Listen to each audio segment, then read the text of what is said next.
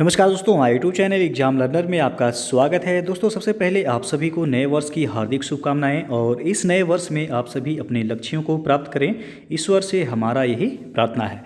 दोस्तों, आज के इस वीडियो में हम लोग उत्तर प्रदेश लोक सेवा आयोग द्वारा आयोजित जीआईसी आश्रम पद्धति प्रवक्ता परीक्षा 2012 का सॉल्व पेपर हल करेंगे, जिसमें हम लोग सामान्य अध्ययन के पूछे गए 30 प्रश्नों को देखेंगे। इसके पहले जो है जीआईसी प्रवक्ता परीक्षा में पूछे गए अभी तक के जो है जीएस के प्रश्नों को हम लोग हल कर चुके हैं। तो जो लोग नहीं देखे हैं, चैनल के प्लेलिस्ट में जाके आप वहां से देख सकते हैं। और वीडियो को आप लोग लाइक शेयर कर दीजिएगा। चैनल को अभी तक आप सब्सक्राइब नहीं किए हैं तो चैनल को सब्सक्राइब कर लीजिएगा, साथ में बेल आइकन को प्रेस जरूर कर लीजिएगा, जिससे आने वाले अगले वीडियो का नोटिफिकेशन आपको पहले मिल जाए। और पीडीएफ इसका टेलीग्राम चैनल पर मिल जाएगा, नीचे डिस्क्रिप्शन में टेलीग्राम का लिंक दे दिया गया है, वहाँ से ज्वाइन करके आप पीडीएफ डाउनलोड कर सकते हैं। तो चलिए शुरू करते हैं। आप देख सकते हैं उत्तर प्रदेश जीआईसी आश्रम पद्धति प्रवक्ता परीक्षा 2012 का ये पेपर है, जिसमें पहला जो प्रश्न पूछा गया था सामान्य अध्ययन का कि किस शहर को राष्ट्रीय अर्थ आवर कैपिटल 2015 के रूप में नामित किया गया है। तो उस समय जो है इसका सही आंसर था ऑप्शन ए जो है थाड़े। राष्ट्रीय अर्थ आवर कैपिटल का चुनाव जो है WWF के global earth hour city challenge, जिसे EHCC कहा जाता है, के तहत होता था। वर्ष 2014 में यह कोयम्बटूर एवं वर्ष 2016 में राजकोट को जो है राष्ट्रीय अर्थ आवर कैपिटल घोषित किया गया, जबकि 2015 में यह उपलब्धि जो है थाड़े शहर को मिला है। लेकिन जो है वर्तमान में EHCC का स्थान वन प्लैनेट सिटी चैलेंज, जिसे OPCC जो है कहा जाता है, ने ले लिया है। अर्थात OPCC को ही पूर्व में EHCC के रूप में जाना जाता था। WWF के OPCC यानी कि वन प्लैनेट सिटी चैलेंज 2017-18 में पुणे, पणजी और राजकोट के साथ नेशनल फाइनलिस्ट चुना गया था, जिसमें जो है 2019 जो आपका लेटेस्ट डाटा है उसमें जो स्मार्ट सिटी राजकोट को जो है OPCC का राष्ट्रीय विजेता घोषित किया गया है। तो आपको लेटेस्ट याद रखना है, राजकोट शहर को जो है OPCC का राष्ट्रीय विजेता जो है घोषित किया गया है 2019 का। तो ये जो है आपका ये आंसर यहाँ सही था। 2015 के रूप में किसे नामित किया गया था, तो थाड़े को। दूसरा प्रश्न जो आपका पूछा गया है, निम्नलिखित राज्यों में से किसने ई राशन कार्ड सेवा सर्वप्रथम शुरू की है। तो यह दिल्ली राज्य सरकार के द्वारा दिल्ली में सर्वप्रथम ई राशन कार्ड सेवा प्रारंभ की गई थी, और यह सेवा दिल्ली के मुख्यमंत्री द्वारा 2015 में शुरू की गई थी। इसके जरिए राशन कार्ड के लिए आवेदन, राशन कार्ड प्राप्त करने व अनाज की उपलब्धता व मूल्य भी जाना जा सकता था। तो डी विकल्प यहाँ सही हो जाएगा। तीसरा प्रश्न है, भारतीय संविधान के किस अनुच्छेद में अस्पृश्यता के उन्मूलन की बात कही गई है। तो यह अनुच्छेद 17 में, सी विकल्प सही हो जाएगा। संविधान का अनुच्छेद 17 यह घोषित करता है कि अस्पृश्यता से उपजी कोई भी जो है निर्योग्यता विधि द्वारा दंडनीय होगी। इसके अनुसार अस्पृश्यता का अंत किया जाता है और उसका किसी भी रूप में आचरण जो है वह निषिद्ध होगा। तो सी विकल्प यहाँ सही हो जाएगा। और चौथा प्रश्न है आपका, पंचायती राज सर्वप्रथम आरंभ किया गया था। तो आप सबको पता है, ये बताया भी गया, राजस्थान में, बी विकल्प से हो जाएगा। राजस्थान जो है देश का पहला राज्य था जहां पर पंचायती राज की स्थापना हुई। इस योजना का उद्घाटन 2 अक्टूबर 1959 को राजस्थान के नागौर जिले में तत्कालीन प्रधानमंत्री जवाहरलाल नेहरू द्वारा किया गया था। और पांचवा प्रश्न है आपका, किसने भारतीय संघ को सौदेबाजी का संघ कहा है। तो यह मॉरिस जोन्स ने कहा है, ये विकल्प से हो जाएगा। मॉरिस जोन्स यह भारतीय संघ को सौदेबाजी का संघ कहते हैं। आइवर जेनिंग्स कहते हैं कि यह मजबूत केंद्र वाला संघ है। और ग्रेनविल ऑस्टिन का कथन है कि इसे सहकारी संघ व्यवस्था मानते हैं। तो यहाँ पूछा गया है कि भारतीय संघ को सौदेबाजी का संघ किसने कहा, तो मॉरिस जोन्स ने कहा, ये विकल्प सही हो जाएगा। और छठवां प्रश्न आपका, भारत में न्यायिक सक्रियता संबंधित है किससे। तो यह संबंधित है जनहित याचिका से, डी विकल्प सही है। यहाँ भारत में न्यायिक सक्रियता जनहित याचिका से संबंधित है। यह भारत में 1980 के दशक के बाद सर्वोच्च न्यायालय की पहल पर जनहित याचिकाओं की शुरुआत हुई है। और सातवां प्रश्न आपका, नेशनल ग्रीन ट्रिब्यूनल के अध्यक्ष कौन है। तो उस समय जो है प्रश्न जो पूछा गया था, तो उसके अध्यक्ष थे न्यायमूर्ति स्वतंत्र कुमार तो नेशनल ग्रीन ट्रिब्यूनल यानी कि एनजीटी के अध्यक्ष जो है वर्तमान में आदर्श कुमार गोयल हैं। याद रखिएगा, आपको लेटेस्ट जो है याद रखना है, आदर्श कुमार गोयल वर्तमान में एनजीटी के अध्यक्ष हैं। जब प्रश्न ये जो है पूछा गया था उस समय न्यायमूर्ति स्वतंत्र कुमार थे अध्यक्ष, लेकिन वर्तमान में आदर्श कुमार गोयल एनजीटी के अध्यक्ष हैं। इसकी स्थापना कब हुई थी एनजीटी की? 2010 में इसकी स्थापना हुई थी। अगला जो क्वेश्चन है आपका, पंचायती राज से संबंधित निम्नलिखित समितियों को क्रमवार रखिए।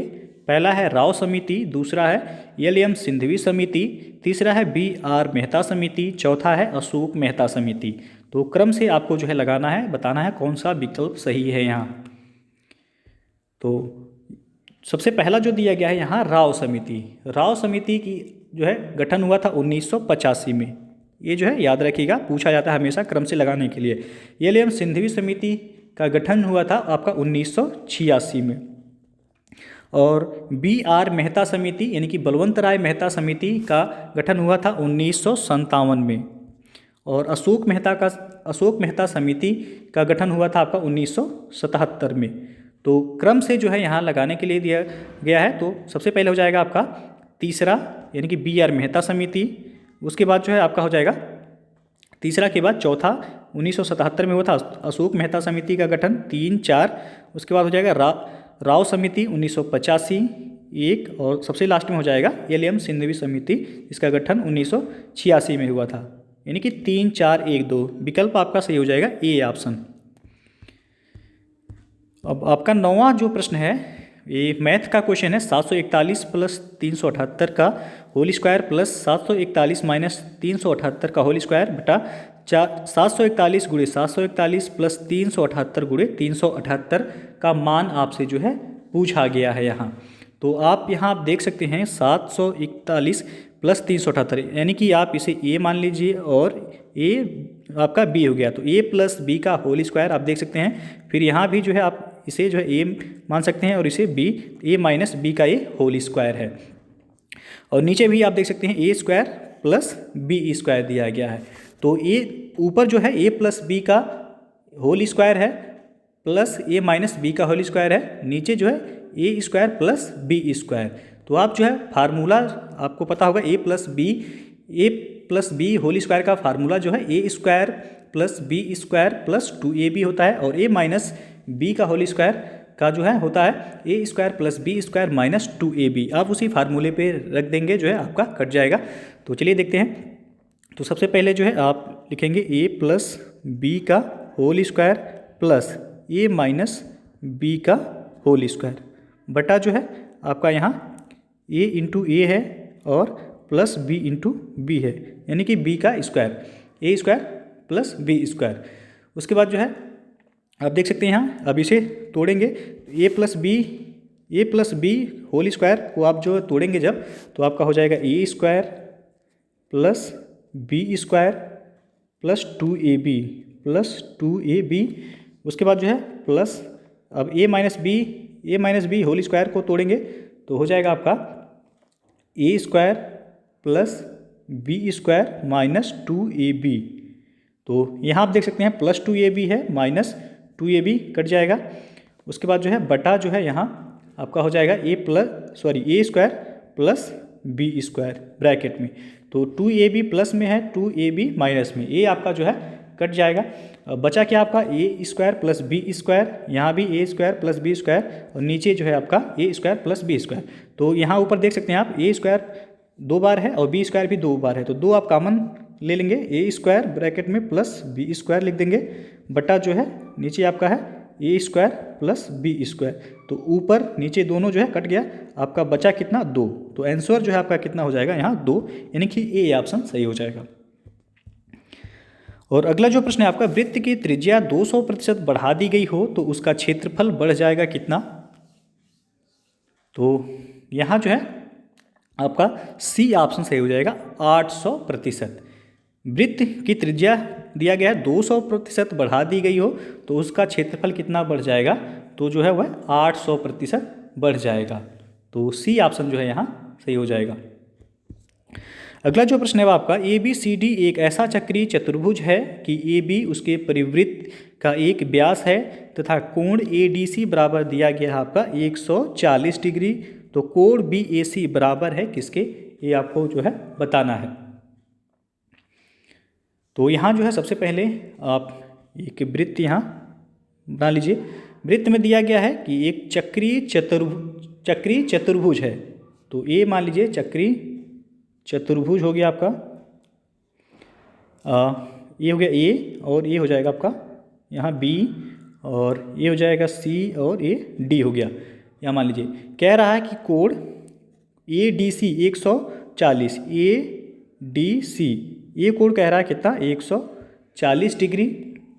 तो कोण BAC यानी कि कोण BAC इसका मान जो है पूछ रहा है, कोण BAC का मान जो है आपसे पूछा गया है कि कितना होगा। तो कोण ABC बराबर 100, कोण ABC बराबर हो गया आपका 180 डिग्री माइनस कोण ADC।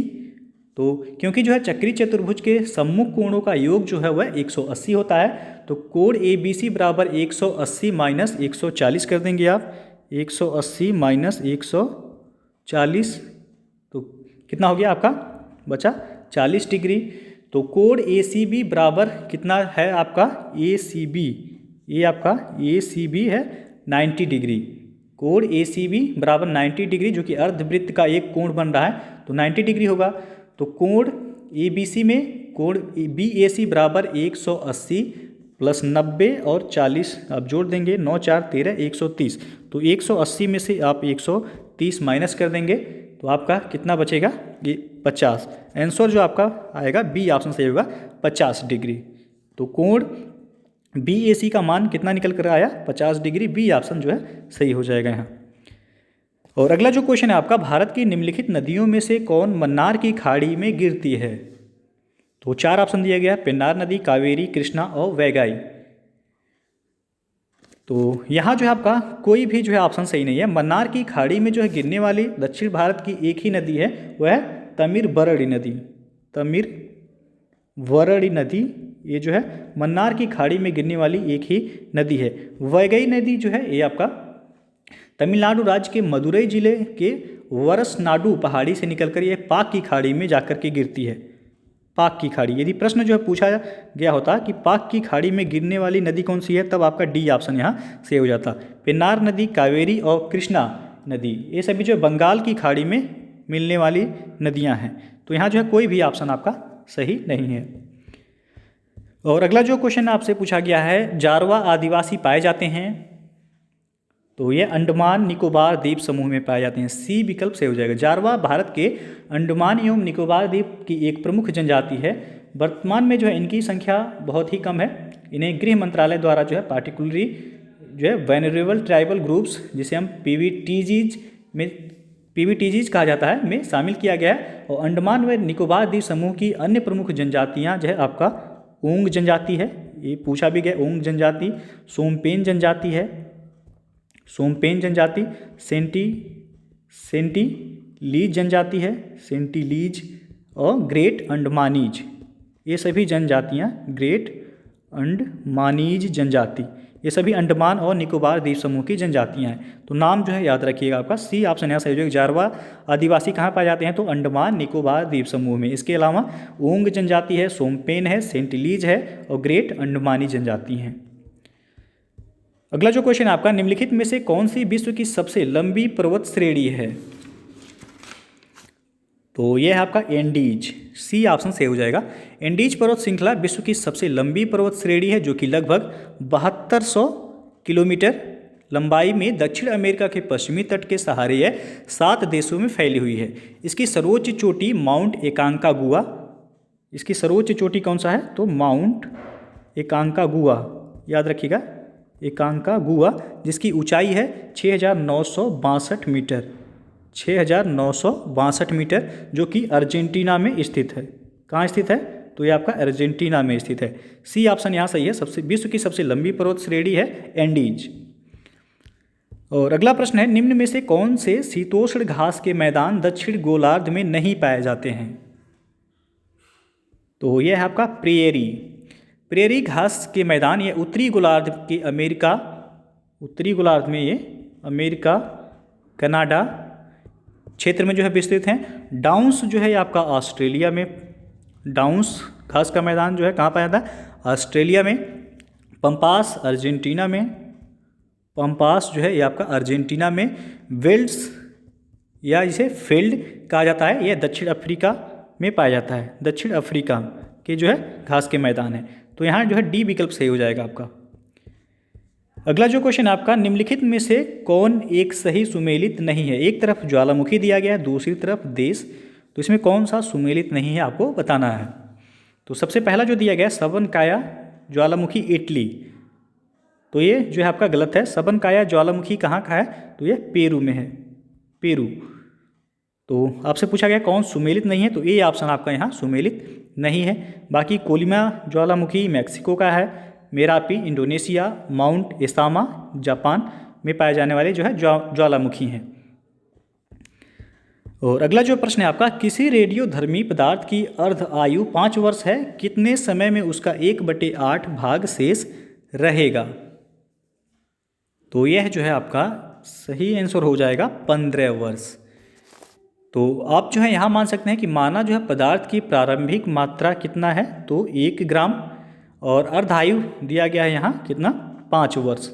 अर्धायु दिया गया है 5 वर्ष। तो 5 वर्ष बाद पदार्थ की मात्रा कितना हो जाएगा? यानी कि आधा, 1/2।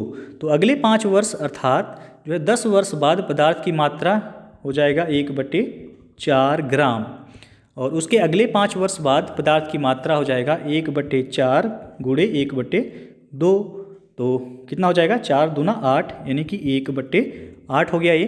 तो 15 वर्ष में पदार्थ अपनी प्रारंभिक मात्रा का 1/8 भाग जो है वह शेष रहेगा, यानी कि सी विकल्प सही है। और अगला जो क्वेश्चन आपका, किसी अर्धचालक को गर्म करने से उसका प्रतिरोध तो बताना है घटता है, बढ़ता है या फिर अपरिवर्तित रहता है, या इनमें से कोई नहीं। तो यहाँ जो सही हो जाएगा ये ऑप्शन से हो जाएगा घटता है। कुछ पदार्थ ऐसे होते हैं जिनकी विद्युत चालकता चालक तथा अचालक पदार्थों के बीच होती है, उन्हें हम क्या कहते हैं? अर्धचालक, यानी कि सेमीकंडक्टर कहते हैं। उदाहरण के रूप में सिलिकॉन हो गया आपका, जर्मेनियम हो गया, सेलेनियम हो गया। ये जो है ताप बढ़ाने पर चालक पदार्थों का विद्युत प्रतिरोध बढ़ता है, जबकि किसी अर्धचालक को गर्म करने पर उसका विद्युत प्रतिरोध जो है वह घटता है। तो ए ऑप्शन सही हो जाएगा। अर्धचालक जो है याद रखिएगा सेमी कंडक्टर, यानी कि आपका सिलिकॉन होता है। पूछा भी गया है कौन सा अर्धचालक है, तो सिलिकॉन हो गया आपका, और जर्मेनियम, ये सभी जो है अर्धचालक के उदाहरण हैं। और अगला जो क्वेश्चन है आपका, निम्नलिखित में से कौन सी फसल आरा मक्खी कीट से प्रभावित होती है? तो यह सरसों या राई, डी ऑप्शन सही हो जाएगा। आरा मक्खी कीट से प्रभावित होने वाली फसल पीली सरसों है। इस कीट की जो है सूढ़ियाँ काले स्लेटी रंग की होती हैं, जो कि पत्तियों को किनारों से अथवा पत्तियों में छेद कर तेजी से खाती हैं। तीव्र प्रकोप की दशा में पूरा पौधा जो है वह पत्ती विहीन हो जाता है। और अगला जो क्वेश्चन है आपका, किस फसल में नील हरित शैवाल का प्रयोग जैविक उर्वरक के रूप में सबसे लाभप्रद होगा? तो वह है धान में, ये ऑप्शन सही हो जाएगा। नील हरित शैवाल जो कि प्रकाश संश्लेषण से ऊर्जा उत्पादन करता है, ये धान की फसल में इसका प्रयोग जैविक उर्वरक के रूप में सबसे लाभदायक होता है। और नेक्स्ट क्वेश्चन है, धान में सफ़ेदा रोग की रोकथाम के लिए छिड़काव किया जाता है किसका? तो यह फेरस सल्फेट का छिड़काव किया जाता है, डी विकल्प से हो जाएगा। धान में सफ़ेदा रोग की रोकथाम के लिए फेरस सल्फेट नामक दवा का जो है छिड़काव किया जाता है। और अगला प्रश्न है, स्टेनलेस स्टील मिश्र धातु है किसका? तो ये आयरन, क्रोमियम और निकेल का मिश्र धातु है, ये विकल्प सही हो जाएगा। स्टेनलेस स्टील में आयरन, क्रोमियम एवं निकेल का उपयोग होता है, और स्टेनलेस स्टील अपने जंग या संरक्षण प्रतिरोध के लिए जाना जाता है, जो कि बढ़ती क्रोमियम की मात्रा के साथ यह बढ़ता जाता है। और अगला जो प्रश्न है, प्रकाश को सूर्य से पृथ्वी तक पहुंचने में कितना समय लगता है? तो यहाँ जो है आपका लगभग दिया गया है 8 मिनट, सी ऑप्शन से हो जाएगा। सूर्य के प्रकाश को पृथ्वी तक पहुँचने में 8.19 मिनट का समय लगता है। तो आपका लगभग में जो है आंसर दिया गया 8 मिनट सही हो जाएगा। और अगला जो प्रश्न है 1756 में फुल्टा शब्द किस संदर्भ में आया था? तो यह आया था एक टापू का नाम था। डी विकल्प सही हो जाएगा। फुल्टा जो है एक टापू का नाम था जो कि कलकत्ता से लगभग 20 मील, कहाँ से? कलकत्ता से लगभग 20 मील की दूरी पर था यह।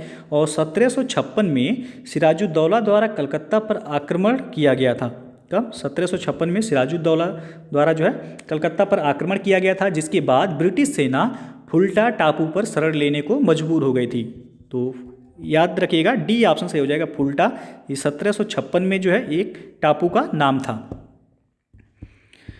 और अगला जो प्रश्न है आपका, बिहार के शासक राजा राम नारायण का दमन करने के लिए क्लाइव व मीर जाफर ने किसकी अध्यक्षता में एक सेना भेजी थी? तो यह मेजर कूट की अध्यक्षता में, ये ऑप्शन सही हो जाएगा। रॉबर्ट क्लाइव और मीर जाफर ने 1758 में पटना में एक दरबार आयोजित किया, जहां पर राजा राम नारायण को बिहार का गवर्नर घोषित कर दिया गया। बाद में वह विद्रोह कर देते हैं, जिसे मेजर आयरकूट द्वारा दबा दिया जाता है। और अगला जो क्वेश्चन है, अपनी विजयों को लिपिबद्ध करने के लिए निम्नलिखित में से किस हिंदू को औरंगजेब ने ढूंढ निकाला था? तो वह है ईश्वरदास नागर। बी विकल्प सही हो जाएगा। अपनी विजयों को जो है लिपिबद्ध करने के लिए औरंगजेब ने ईश्वरदास नागर को चुना, जिसने फुतुहत-ए-आलमगीरी की रचना की थी। इनकी रचना का नाम जो याद रखिएगा, फुतुहत-ए-आलमगीरी। आलमगीरी। और अगला जो क्वेश्चन है आपका, निम्नलिखित में से किसने वर्नाक्यूलर प्रेस अधिनियम 1878 के लिए विपरीतगामी और असंगत शब्दों का उपयोग किया था? तो वह है अरस्काइन पेरी। सी ऑप्शन सही है यहाँ। सर अरस्काइन पेरी जो कि भारतीय परिषद के एक सदस्य थे, इन्होंने वर्नाक्यूलर प्रेस एक्ट यानी कि अधिनियम 1878 को विपरीतगामी और असंगत तथा भारत की भावी प्रगति के लिए घातक पग बतलाया। और एस.एन. बनर्जी ने इसे जो है आकाश से वज्रपात की संज्ञा दी थी, वर्नाक्यूलर प्रेस एक्ट 1818 अधिनियम को। तो सी ऑप्शन जो है यहाँ सही है आपका। और अगला जो क्वेश्चन है आपका, नचिकेता आख्यान किस उपनिषद में मिलता है? तो यह मिलता है कठोपनिषद में। ये ऑप्शन सही हो जाएगा। नचिकेता आख्यान कठोपनिषद में मिलता है। इसमें यम द्वारा नचिकेता को ब्रह्म विद्या का उपदेश दिया गया है। और अगला जो क्वेश्चन है, पाकिस्तान की खुफिया एजेंसी इंटर सर्विसेज इंटेलिजेंस यानी कि आईएसआई का महानिदेशक कौन है? तो जब ये प्रश्न जो है पूछा गया था उस समय आईएसआई के महानिदेशक जो थे वह रिजवान अख्तर थे, लेकिन वर्तमान में जो है आईएसआई के महानिदेशक फैज़ हमीद हैं। कौन है? फैज़ हमीद। तो आपको जो है ये याद रखना है। और अगला जो क्वेश्चन और अंतिम प्रश्न है ये, अर्जेंटीना में मार्च 2015 में हुई वायुयान दुर्घटना में मृत 3 ओलंपियन संबंधित थे। ये भी जो है आपका करंट अफेयर से जो है पूछा गया प्रश्न था। तो यह जो है फ्रांस से संबंधित थे। 2015 में एक वायुयान दुर्घटना हुई थी जिसमें 3 ओलंपियन की जो है मृत्यु हुई थी। तो फ्रांस से वो संबंधित थे। डी ऑप्शन सही है। लेकिन आपको लेटेस्ट में जो है एक दुर्घटना याद रखना है, जिनका भी एक यानी कि अमेरिका के प्रसिद्ध बास्केटबॉल खिलाड़ी थे कोबे ब्रायंट।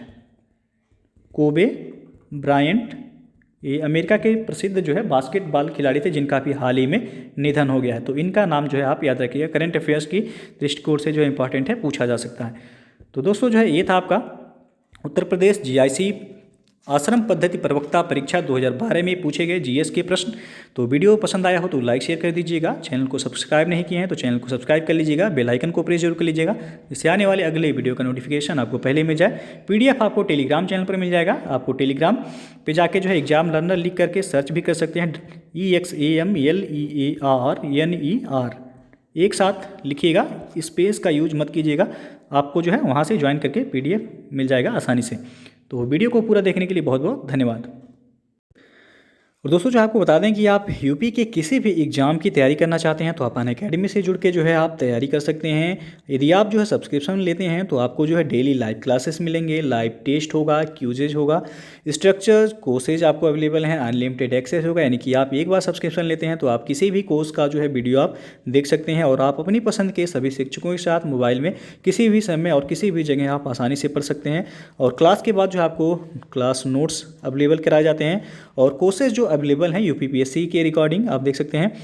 तो इसमें आपको यूपीपीसीएस का new foundation batch start every Wednesday bye top UPPCS educators. यानी कि आपको प्रत्येक बुधवार को यूपीपीसीएस का फाउंडेशन बैच स्टार्ट होता है, जिसमें आपको यूपीपीसीएस के टॉप एजुकेटर्स द्वारा पढ़ाया जाएगा। यूपीएसआई बैच है, बीईओ है, आरओ लेखपाल है, UP jail warder, TGT PGT है और many more UP state exam courses to be added soon. और आपको बता दें कि आर का जो फाउंडेशन कोर्स है ये 21 दिसंबर से स्टार्ट हो गया है। तो जो लोग इस बैच से जुड़ना चाहते हैं आप जुड़ सकते हैं। नीचे डिस्क्रिप्शन में आपको लिंक दे दिया गया, वहाँ से जो है आप देख सकते हैं। और आपका यूपी SSSC लोअर का फाउंडेशन बैच कोर्स 2021 ये 23 दिसंबर से स्टार्ट हो रहा है। तो जो लोग इस बैच से जुड़ना चाहते हैं आप जुड़ सकते हैं। नीचे डिस्क्रिप्शन में लिंक दे दिया गया है। और यूपीपीएससी फाउंडेशन ये इंग्लिश मीडियम के लिए जो है बैच स्टार्ट हो रहा है 26 दिसंबर से। तो जो लोग इंग्लिश मीडियम में जो है पढ़ना चाहते हैं आप जुड़ सकते हैं इस बैच से। नीचे डिस्क्रिप्शन में इसका भी लिंक दे दिया गया है, वहाँ से आप जो है जाके देख सकते हैं। और इसमें आपको टॉप एजुकेटर्स द्वारा जो है यूपीपीएससी और यूपी SSSC के एग्ज़ाम की जो है तैयारी कराई जाती है। आप देख सकते हैं यहाँ पे टॉप एजुकेटर्स द्वारा आपको तैयारी करवाया जाएगा। और यहाँ जो है आप देख सकते हैं कि यदि आप सब्सक्रिप्शन लेते हैं तो 1 मंथ का सब्सक्रिप्शन आपको 1400 रुपये पड़ेगा। यदि आप हमारे रेफरल कोड यूज नहीं करेंगे तो 1400 रुपये देना होगा। यदि आप रेफरल कोड यूज करते हैं हमारा, आप देख सकते हैं यहाँ पे एग्जाम लर्नर, तो आपको 10% का जो है वहाँ पे डिस्काउंट दिया जाएगा। यानी 1 मंथ का 1400 रुपये पड़ रहा है। यदि रेफरल कोड यूज करते हैं तो आपको 1260 रुपये देना होगा। 3 मंथ का 3500 रुपये फीस है। रेफरल कोड यूज करेंगे तो 3150 रुपये पड़ेगा।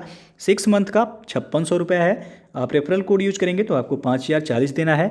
1 साल का यानी कि 12 मंथ का 7000 रुपये है। रेफरल कोड यूज करते हैं तो आपको 6300 रुपये ही देना है। 24 मंथ यानी कि 2 साल का यदि आप सब्सक्रिप्शन लेते हैं तो आपको जो है 8400 रुपये फीस है। यानी कि रेफरल कोड यूज करने के बाद ये आपको 7560 रुपये में जो है ये कोर्स आपको मिल जाएगा। तो ये कोड जो है आप ज़रूर यूज कीजिएगा एग्जाम लर्नर, जिससे आपको जो है 10% का डिस्काउंट मिल जाएगा। इसके लिए सबसे पहले आपको अनअकैडमी का लर्निंग ऐप इंस्टॉल करना होगा, उसके बाद आप जो है सब्सक्रिप्शन ले सकते हैं।